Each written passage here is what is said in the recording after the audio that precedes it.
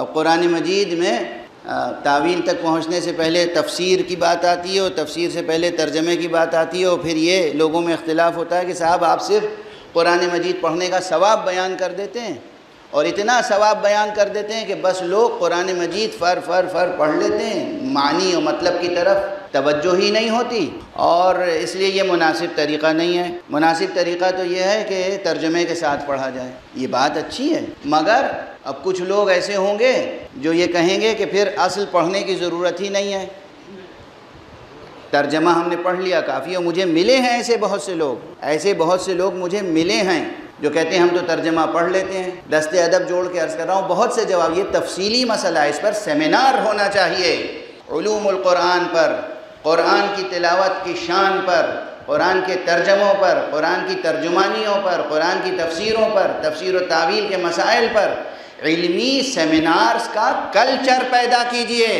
فکر کی جائے، غور کیا جائے کہ قرآن مجید صرف پڑھ لینا، جیسے میں 2 دن سے پڑھ رہا ہوں آیت نور، کافی ہے یا ترجمہ بھی ضروری ہے؟ اور ترجمہ ہی کافی ہے یا ترجمانی ضروری ہے؟ ترجمے اور ترجمانی میں کیا فرق ہے؟ اور پھر تفسیر کی جائے، تفسیر کافی ہے یا تعویل بھی ضروری ہے؟ ترجمے میں، ترجمانی میں، تفسیر میں، تعویل میں کتنا فرق ہے؟ اور صرف پڑھ لینا کافی ہے یا نہیں؟ عام زندگی میں روزانہ جو آپ حضرات پڑھتے ہیں، یہ روزانہ پڑھیے گا، بھولیے گا نہیں۔ جو حضرات نہیں پڑھتے ہیں سمجھتے ہیں ترجمہ پڑھنا کافی ہے، درست نہیں ہے۔ ایک بات عرض کروں، اگر سب صرف ترجمہ پڑھنے کے عادی ہو جائیں تو خدا نخواستہ ایک ایسا معاشرہ وجود میں آ جائے گا جو اصل متن سے، اوریجنل ٹیکسٹ سے کٹ کے رہ جائے گا۔ اوریجنل ٹیکسٹ سے کٹ کے رہ جانے کے معنی یہ ہے کہ کلام اللہ سامنے نہیں ہے، وہ تو ہم جیسے کسی گنہگار اور کسی ایک عام انسان کا ترجمہ ہے۔ ترجمے میں ہماری فہم کی ترجمانی ہوتی ہے، اصل آیتوں میں مشیت کی ترجمانی ہوتی ہے۔ اصل ٹیکسٹ بھی، اوریجنل ٹیکسٹ ہمیشہ سامنے رہے گا، تو اگر ایک مترجم نے غلطی کی تو دوسرا مترجم کریکٹ کر سکتا ہے،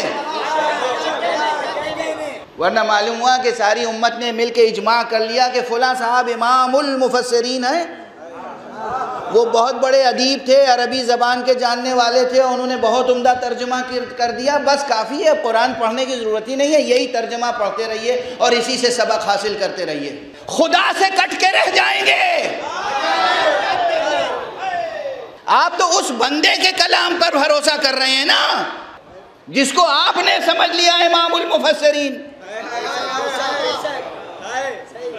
اس لیے اوریجنل ٹیکسٹ روزانہ پڑھیں، اور یہ بھی ایک راز ہے جو آپ کی نماز میں کہا گیا کہ ہر نماز میں سورہ حمد ضرور پڑھو، ترجمہ نہیں، سورہ حمد۔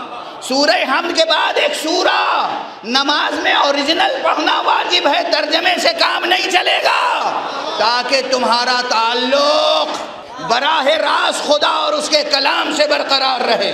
ہاں، اصول سے لے کر فروع تک، فلسفے اور حکمت سے لے کر اخلاقیات تک اور عملی زندگی تک، عبادات سے لے کر معاملات تک غور و فکر کرنا ضروری ہے۔ ترجمہ، ترجمانی، تفسیر، تعویل سب ضروری ہے۔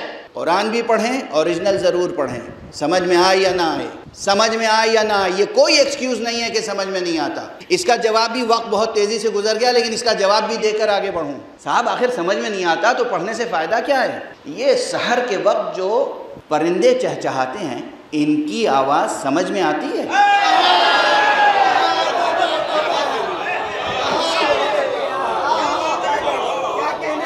مرغ سحر جو اذان دیتا ہے، اس کی اذان کا ترجمہ جانتے ہیں آپ؟ آبشار جو قدرتی آبشار ہیں، جو جھرنا گرتا ہے قدرتی، اس کا جو نغمہ ہے، اس کا ترجمہ آتا ہے آپ کو؟ نسیم و صبا کے جھونکے جب چلتے ہیں اور پھولوں کے ساتھ اٹکھیلیاں کرتے ہیں تو ان کا ترنم آپ کی سمجھ میں آتا ہے؟ کلی جب چٹکتی ہے تو کیا کہتی ہے، ترجمہ معلوم ہے آپ کو؟ مگر یہ سب آپ کے نفس پر، ذہن پر، قلب پر ایک اثر ضرور ڈالتا ہے۔ چڑیوں کا چہچہانا اثر ڈالتا ہے، کلی کا چٹکنا اثر ڈالتا ہے، لیکن قرآن کی آواز کیا اثر نہیں رکھتی؟ تو ترجمہ آتا ہو یا نہ آتا ہو، اللہ کے کلام کی تاثیر ہے جو نفس پر اثر کرتی ہے۔ ارے میں نے ساری دنیا کی باتیں کر ڈالی آپ سے، مرغ سحر سے لے کر اور کلی کی چٹکنے تک، یہ آپ کا پھیپھڑا جو چلتا ہے اس کا ترجمہ معلوم ہے آپ کو؟ یہ آپ کا دل جو دھڑکتا ہے اس کی آواز ترجمہ معلوم ہے آپ کو؟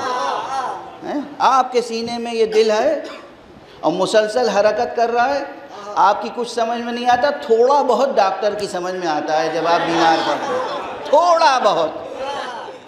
تھوڑا بہت، اس سے زیادہ نہیں۔